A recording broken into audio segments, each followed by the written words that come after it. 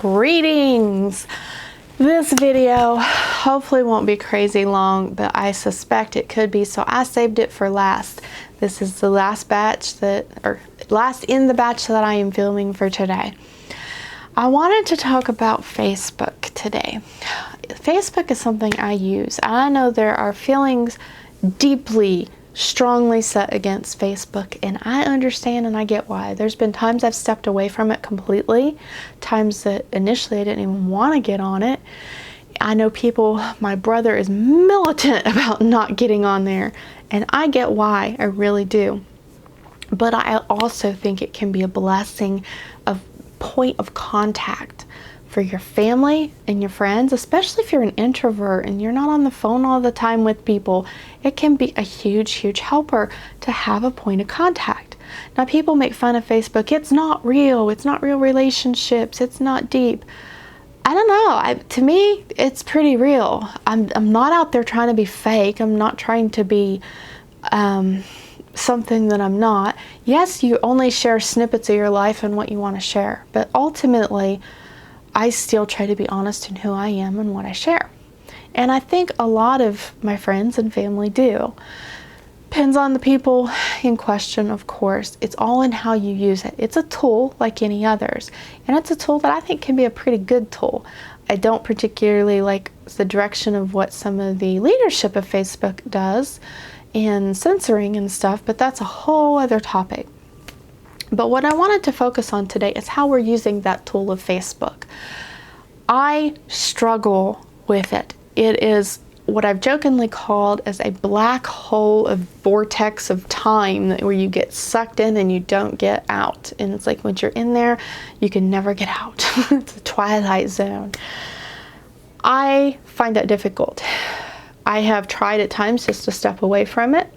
I have tried those little apps that can limit your time and only give you a certain amount of time in your day. I've tried to personally schedule my time.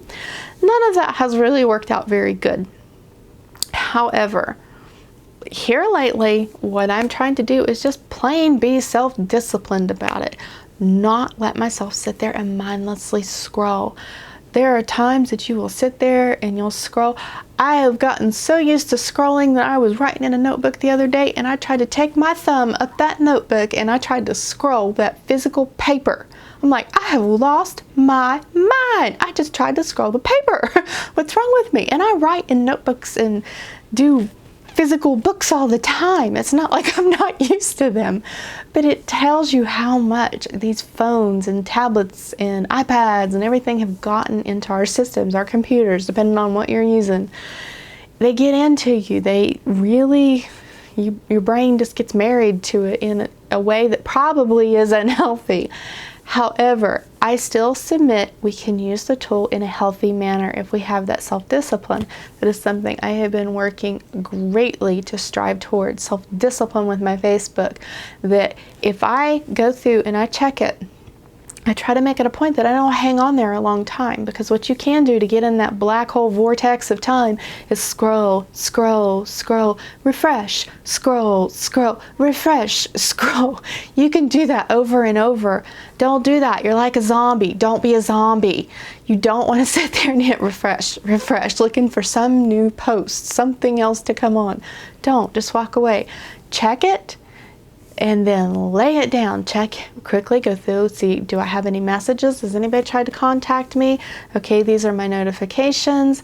And then turn it off. Put it down. You just have to make an active choice to turn it off, put it down, and not let it control your life. It will control your life if you let it. If you feed off of the notifications or off of the likes or whatever. I do enjoy sharing pictures, especially my photography thing of sharing all the critters that I've been photoing or sharing pictures of kids. I like sharing them. Yeah, it's nice when you get a like, but don't let those things absorb your life. That's not healthy.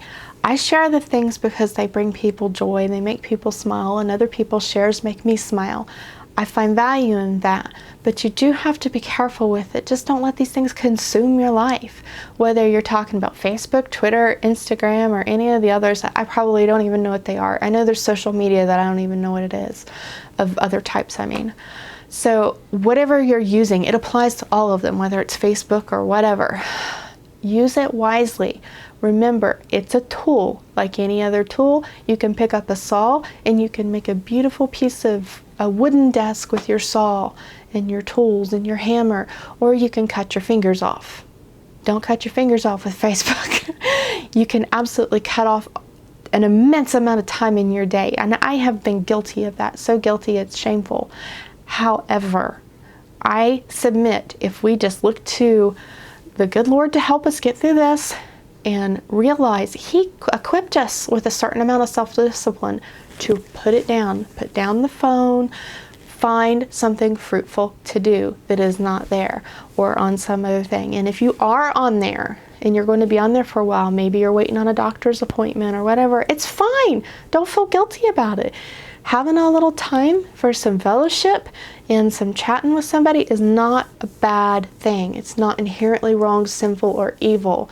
Just use the tool wisely.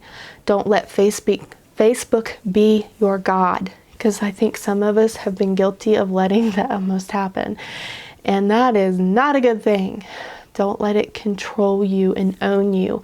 You own it and use it like the tool that it is. It can be a good, useful tool if used wisely. And I encourage you guys today, use it wisely. If you catch yourself doing that mindless scroll and refresh, then, oh, stop, I'm doing it again. Put it down, put on some music, get some gloves on and go do your dishes or do something else. Go read your kids a story, vacuum the living room, whatever it is that you have in your day that you need to do, go and do something. So even if it's just honestly closing your eyes, sometimes we just need a few minutes without input, without all of the noise. I need that sometimes. I need quiet for just a little bit. So find whatever it is you need to do, even if it's just a moment of quiet without all of the sensory input. Do what you must do,